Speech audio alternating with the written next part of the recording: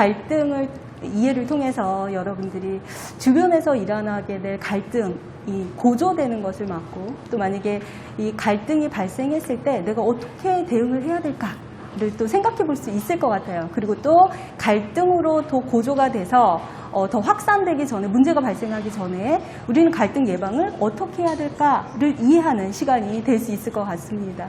오늘 참여하신 분들이 앉아 계신데요. 어떤 분들이 참여를 하셨는지 간단하게 자기소개 들어보도록 하겠습니다. 네, 안녕하세요. 강북대학교에서 국제통상학을 전공한 이경준이라고 합니다. 반갑습니다. 네, 안녕하세요. 저는 한양대학교 중어중문학과 2학년에 재학 중인 조자경입니다. 반갑습니다. 안녕하세요. 저는 한양대학교 중어중문학과 2학년에 재학 중인 김동화입니다. 반갑습니다. 안녕하세요. 저는 국민대학교 시각디자인학과 1학년 강혜용입니다. 반갑습니다. 여러분들 지금 점심시간이 지났어요. 많이 피곤하시고 좀 노곤하실 수도 있을 것 같아요. 그래서 제가 게임을 좀 준비했어요. 자, 한번 보시고 여기서 어떤 걸 찾냐면 여기서 팬더가 숨어 있어요. 이 팬더가 숨어 있는데 팬더를 한번 찾아보세요. 찾았으면 손을 들고 팬더. 예. 우측 중간. 우측 중간 여기요. 네. 맞았습니다. 오, 이 공간지각력이 뛰어나시네요. 잘하셨습니다. 이번에도 팬더를 찾아라. 팬더가 숨어 있습니다. 팬더가 어디 숨어 있을까요? 눈을 좀 크게 왼쪽 중간. 왼쪽 중간. 왼쪽으로 가는. 여기? 잘 찾으시네요. 이번에는 팬더가 아니라 강아지가 숨어 있습니다. 강아지. 이제 완전 헷갈리죠. 그죠? 강아지는 어디 있을까요? 저요. 네. 네 번째. 위에서 네 번째. 하나, 둘, 셋, 넷. 오! 맞습니다. 여기. 강아지가 숨어 있네요. 제 소개를 간단하게 드리고자 제가 앞서 좀 게임으로 이제 재밌게 문을 열었는데요. 사람과 사람이 만났을 때 정보가 없으면 그 사람을 그냥 각자의 기준으로 판단을 하게 됩니다. 그래서 제가 오늘 이제 여러분들과 같이 강의를 진행하게 될 텐데, 이 사람이 어떤 일을 하는 사람이야? 궁금하지 않으세요? 네, 그래서 간단하게 제 소개를 하도록 하겠습니다. 저는 갈등에 관심이 많습니다. 관심이 많아서 그 전에 직장에서 직원들이 자꾸 그만두는 거예요. 퇴사를 하는 거예요. 그래서 왜 이렇게 퇴사를 할까 이렇게 이제 얘기를 들어보면 사람들과의 마찰, 우리는 걸 갈등이라고 얘기를 하는데 갈등 때문에 이직을 하는 사람이 굉장히 많더라고요. 그래서 갈등을 원인으로 해서 이직 의도를 종속 변수, 결과 변수로 해서 좀 연구를 했습니다. 예, 연구를 하고 저도 갈등으로 퇴사를 했습니다. 그래서 갈등에 대해서 이렇게 몸소 경험을 했기 때문에 네, 갈등에 대해서는 그래도 좀 많이 안다라고 생각을 하고요. 또 갈등 관련해서는 다양한 곳에서 활동을 하고 있습니다. 공공갈등, 지역갈등, 그 다음에 법원에서 진행되는 법원 이제 민원인들 간의 이런 갈등이라든지 법원 조정을 또 맡아서 하고 있고요. 또 갈등 관련해서 다양한 영역에서 강의도 하고 있습니다. 네. 오늘 강의 전체적인 내용입니다. 갈등 관리 필요성 왜 필요한가? 갈등은 왜 필요한가? 갈등이 뭔가? 갈등에 대한 이해에 대해서 또 얘기를 해볼 거고요. 또 갈등의 이해 안에는 그 갈등의 이제 개념적 정의라든지 개념이라든지 갈등 유형에는 어떤 게 있을까? 그리고 또 이 원인에는 또 원인적인 거에는 어떤 게 있을까를 또 얘기해보는 시간을 갖도록 하고요. 그리고 갈등의 고조입니다. 갈등이 발생을 하면 그 다음은 어떻게 되는 거야? 에 대해서 우리가 좀 분석을 또 해보는 시간을 갖도록 하겠습니다. 우리가 갈등 쪼개기라고 얘기를 하는데요. 이 갈등 쪼개기를 통해서 우리가 어떤 걸 유의해야 될까에 대해서 얘기하는 시간을 갖도록 하겠습니다. 네 번째는요. 이 남북 간 주민 간의 갈등, 발생하는 갈등에 대해서 우리는 그러면 어떻게 관리를 해야 될까? 이게 이제 남북 간 주민이라고는 넣어놨지만 그냥 사람과 사람 간의 관계예요. 이 관계 안에서 우리가 유의해야 될 것은 무엇이 있을까? 어떤 것들을 조심해야 이런 관계 안에서 갈등이 유발되지 않을까? 갈등은 유발될 수 있죠. 어떻게 고조되지 않을까에 대해서 얘기하는 시간을 갖도록 하겠습니다. 전체적인 흐름 이해하셨죠? 여기서 질문 없으시죠? 네, 진행하도록 하겠습니다.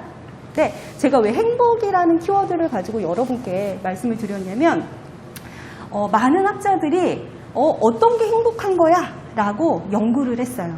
연구를 했는데 많은 요소들이 나왔지만 그 요소 중에 가장 중복되는 요소가 두 가지라고 얘기를 해요. 건강하고, 건강할 때 행복하고, 관계가 좋을 때 사람들은 행복하다라고 얘기를 많이 하더라 얘기를 해요. 그런 것 같아요. 혹시 지금 머릿속에 나 이 사람 만나고 싶지 않아 하고 떠오르는 사람이 있나요? 저 있어요. 저 있어요. 우리 살면서 그럴 수 있잖아요. 그러면 제가 질문을 바꿀게요. 살면서 관계를 단절하고 안 만나는 사람 있나요? 저 있어요. 있을 수도 있고 없을 수도 있지만 일단 사람은 관계가 좋을 때 행복하고 그리고 건강이 좋을 때 건강할 때 행복감을 느끼더라라고 얘기를 합니다. 그런데 하버드에서 연구를 했어요. 하버드에서 연구를 했는데 어떤 연구를 했느냐? 행복과 건강을 결정하는 가장 주요한 요인은 무엇인가? 라고 75년간 종단 연구를 했어요. 꽤 오랜 시간이죠.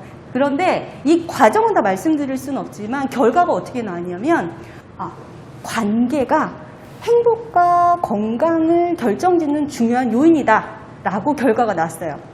그리고 더 중요한 건 뭐냐면 그냥 관계를 하는 게 좋은 게 아니다. 사람과 사람이 만나고 그런 것들은 그런 상호작용이 중요한 게 아니라 관계의 질을 굉장히 중요하게 생각했어요. 좋은 관계가 행복과 건강에 좋은 영향을 미친다라는 거예요. 근데 더 중요한 건 뭐냐면 그러면 현재의 관계를 가지고 우리가 미래의 건강 상태도 예측해 볼 수 있겠죠. 그죠? 그래서 우리의 이제 관계를 지금부터는 한번 좀 파악을 해보고 좀 이렇게 살펴보는 시간이 되었으면 좋겠습니다. 여기서의 포인트는 관계가 중요하다라는 포인트입니다. 네. 지금 제가 0세에서 100살이라는 인생 그래프를 이렇게 제가 펼쳐놨어요. 여러분 지금 여기 단계 어느 단계에 있으신가요? 20세. 다 20대이신가요? 네. 부럽습니다. 부럽습니다. 우리가 이제 0세부터 100세까지의 인생 그래프인데, 내가 이제 뭐 20대이고, 저는 또 다른 나이대에 있어요. 어떤 나이대에 있건 간에 우리는 태어나면서 죽을 때까지 발달 단계를 거쳐요.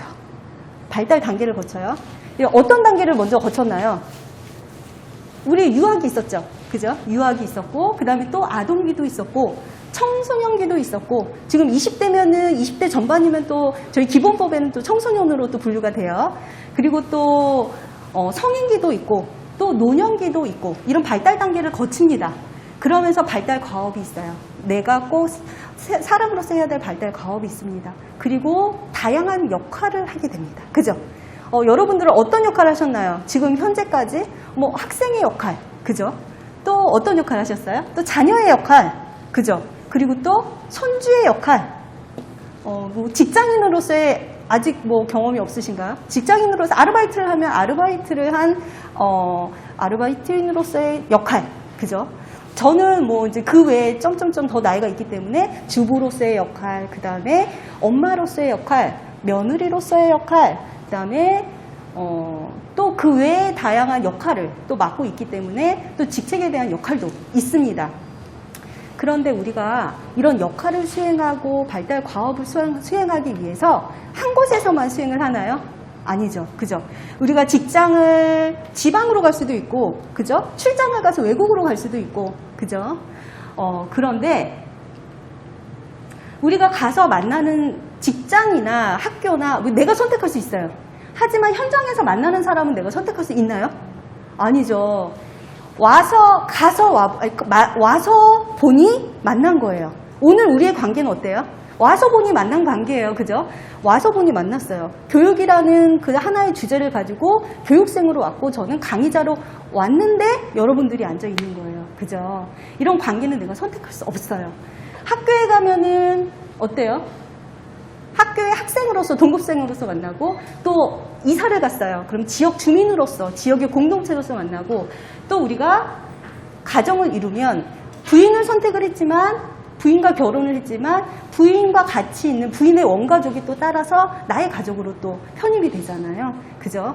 그러니까 내가 선택할 수 있는 부분과 선택할 수 없는 부분들이 있어요. 근데 여기서 중요한 거는 뭐냐면 우리가 사람과 사람이 만났을 때 정종현 시인이 방문객을 통해서 뭐라고 얘기를 했냐면 한 사람을 만난다는 건 어마어마한 일이다라고 얘기를 했어요. 왜냐하면 그 사람의 일생이 통째로 오는 거다라고 얘기를 했어요. 우리가 생각을 해보면 이론적으로도 우리 한 사람의 가치, 문화, 뭔가 이렇게 심리적으로나 정서적으로 이 사람이 형성되는 데는 많은 환경적인 영향이 있어요. 그죠? 많은 환경적인 영향이 있어요. 더 큰 건 우리 가족의 영향이 가장 크죠. 가장 커요. 거기에 우리 할머니가 더해지고 우리 할아버지가 더해지고 우리 증조할머니, 증조할아버지까지 해서 3대의 영향을 받는다라고 얘기를 해요. 그러니까 각각의 개개인이 3대의 영향을 받아서 이렇게 가치도 생기고 문화도 생겼는데 그런 사람들이 각각이 만나면 이게 대립이 있을까요? 없을까요? 다름이 있을 수밖에 없습니다. 그죠? 그렇기 때문에 우리가 여기 보면 학교에 가면 학교 갈등이 있고 그죠? 또 지역에 가면 지역 갈등이 있고 또 가정에서도 가족 갈등이 있습니다. 그리고 또 군대를 가게 되면 군대 안에서도 갈등이 있습니다. 그러니까 이 갈등이라는 거는 곳곳에 넓게 포진되어 있다라고 얘기할 수 있어요. 제가 지금 갈등이라는 단어를 썼지만 지금 사람과 사람이 만나는 거는 우리는 릴레이션십이라고 얘기를 해요. 관계라고 얘기를 하는데 관계에는 보이지 않는 투명한 끈이 있대요. 끈이 있대요. 그래서 그 끈은 아주 얇기도 하고 두껍기도 하고 끊어지기도 하고 그 다음에 색깔도 다양하게 표현이 돼 있대. 이건 무슨 의미일까요? 관계의 질을 얘기를 하는 거겠죠. 그죠? 이렇게 다양한 사람들이 모여서 관계를 맺고 있기 때문에 사람들 간의 관계가 끊어질 수도 있고 단절될 수도 있고 아니면은 더 돈독해서 더 발전적으로 나갈 수도 있는 거예요. 이 다 관계의 끈이 끊어지거나 단절된 걸 우리는 갈등이라고 얘기를 해요. 갈등이라고 얘기를 하고 그리고 더 중요한 건 이 갈등의 신호가 빨간색일 때는 우리가 관계에 있어서 멈칫하는 거예요. 멈칫하게 되고 초록색일 때는 굉장히 관계가 발전을 해서 둘이서 뭔가 힘을 합쳐서 할 수 있는 일들이 굉장히 많다라는 거 굉장히 생산적이 된다. 갈등의 특징 중에 하나예요. 예. 이 갈등은 개인과 1대1 간의 갈등이 발생할 수도 있고 그 다음에 1대 다수 간의 갈등이 발생할 수도 있어요. 그리고 또 갈등이 이렇게 집단과 집단으로도 갈등이 발생할 수 있어요. 이거를 우리는 갈등 수준이라고 얘기를 해요. 어때요? 이렇게 집단과 집단 이렇게 갈등 발생해 본 적 있어요? 우리 학교 때 편짜기 해가지고 막 그런 거 있잖아요. 네 편, 내 편 해가지고 있지 않나요? 경험 없으세요? 전 있었어요.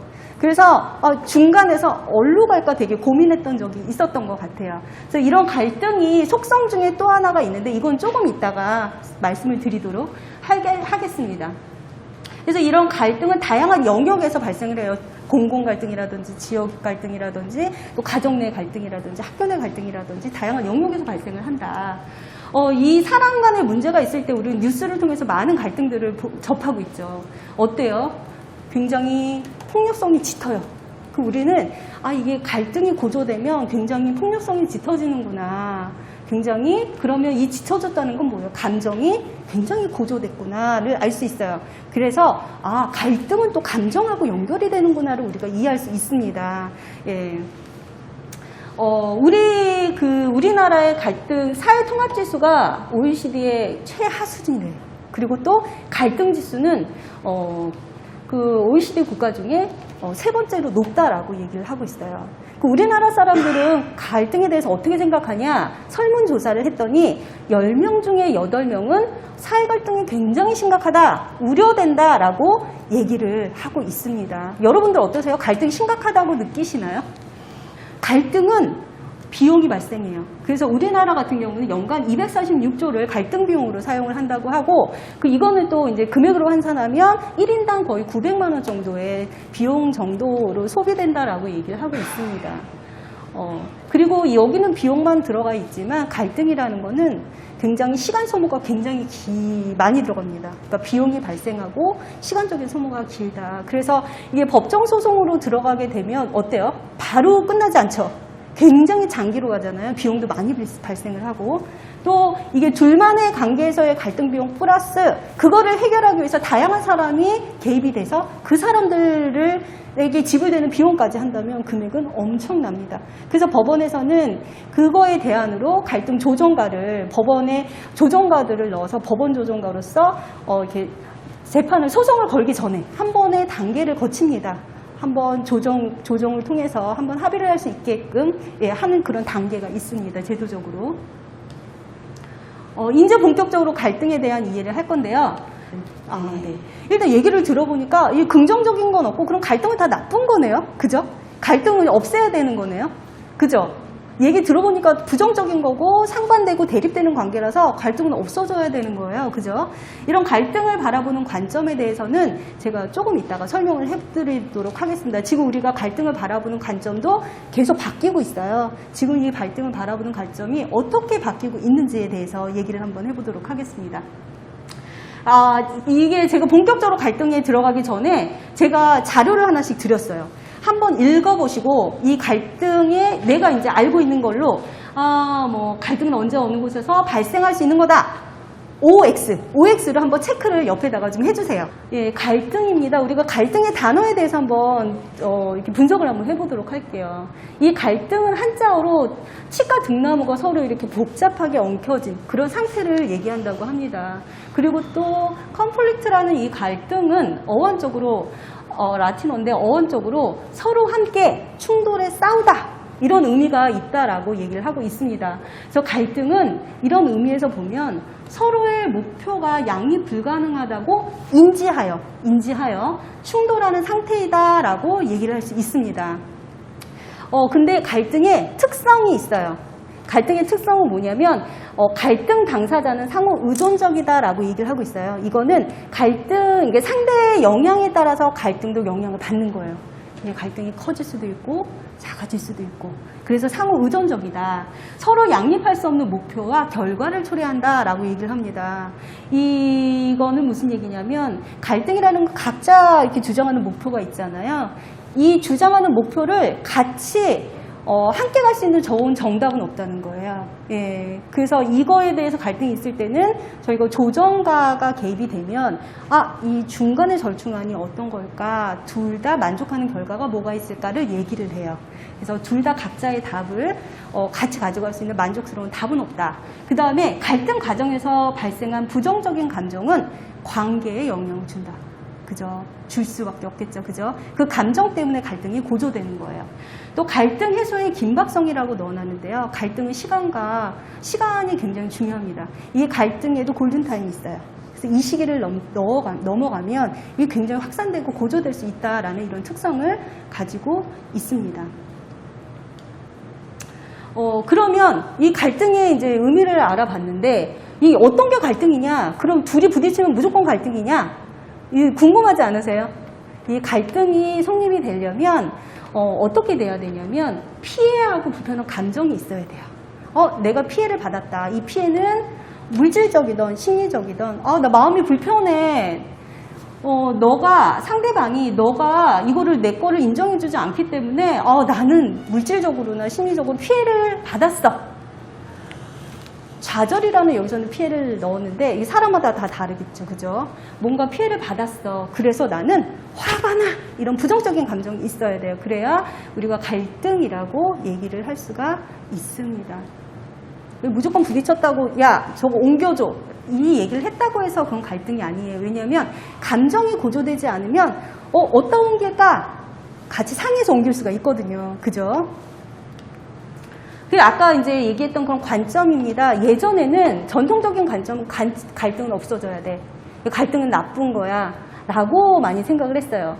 그래서 굉장히 갈등은 파괴적이고 일탈적이고 비정상적인 현상이야. 그러니까 갈등은 없애야 돼. 라고 얘기를 했어요. 하지만 요즘은 그 행위론적 관점에서는 갈등은 그냥 자연스럽게 발생하는 거네 라는 그런 관점이에요. 그래서 유익한 게 있을 수도 있어. 이런 순기능적인 부분을 보는 그런 관점이고요. 상호주의적 관점에서는 사회 질서는 상호작용하는 개인들 사이에서 주고받는 말과 행동에 대한 해석과 반응에 따라 좌우되는 거야 라는 입장이에요. 그래서 해결을 위해서는 사급과 관리가 필요해. 그래서 갈등을 조직에서는 그런 생산성을 향상하기 위해서 사용하는 수도 있어요. 갈등을 조장해서 뭔가 경쟁심을 유발을 해서 뭔가 창의적인 아이디어가 나올 수 있도록 생산성에 또 기여할 수 있도록 조장하는 경우도 있습니다. 이건 상호주의적인 관점입니다. 그러면 우리는 무엇 때문에 갈등을 하는가 궁금하지 않으세요? 다양합니다. 사람마다 다양하고 또 이거를 정의하는 학자마다도 굉장히 갈등의 유형이나 원인은 굉장히 다양합니다. 그 안에서 좀 정리를 해봤습니다. 갈등의 유형은 관계에서 일어나는 갈등, 그죠? 관계 갈등이라고 얘기를 많이 하죠. 그 다음에 실제적인 문제를 가지고 이 뭐 정보의 문제, 판단의 문제 이런 문제를 가지고 일어나는 그런 실제적인 문제. 그 다음에 구조적인 갈등도 있어요. 내가 어떻게 할 수 없어요. 왜냐하면 구조가 그 갈등을 유발해요. 그리고 또 뭔가 가치의 차이.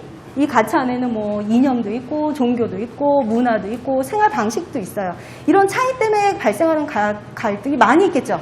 그죠? 지금 우리 대부분이 느끼는 갈등 그렇지 않을까요? 그죠? 그리고 또 이제 뭔가 또 이해관계, 나 더 많이 갖고 싶어 라고 하는 이해관계 때문에 발생하는 갈등도 있고요. 또 이제 내 욕구, 원함이고 바람이 있는데 그 욕구를 침해했을 때 또 발생하는 갈등이 있습니다. 제가 이제 알아봤어요. 이게 한국에 우리 남한에 정착을 하면서 많이 생기는 갈등은 뭐가 있을까? 뭐 말투, 생활 방식, 태도, 문화적인 이런 차이 때문에 아니면 편견 때문에 발생하는 갈등이 많다고 하고요.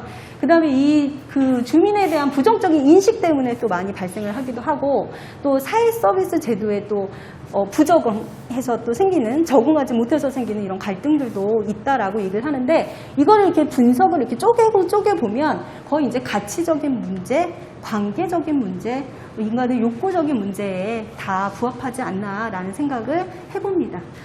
그러면 이런 갈등, 우리가 이제 갈등의 가장 기본적인 거를 알아봤는데 이런 갈등은 왜 더 아까 봤죠? 뉴스를 통해서 봤잖아요. 굉장히 사람들이 굉장히 분노했어요. 화가 났어요. 이런 사람들은 왜 이렇게 분노를 할까? 우리가 조금 더 쪼개보는 시간을 한번 갖도록 하겠습니다.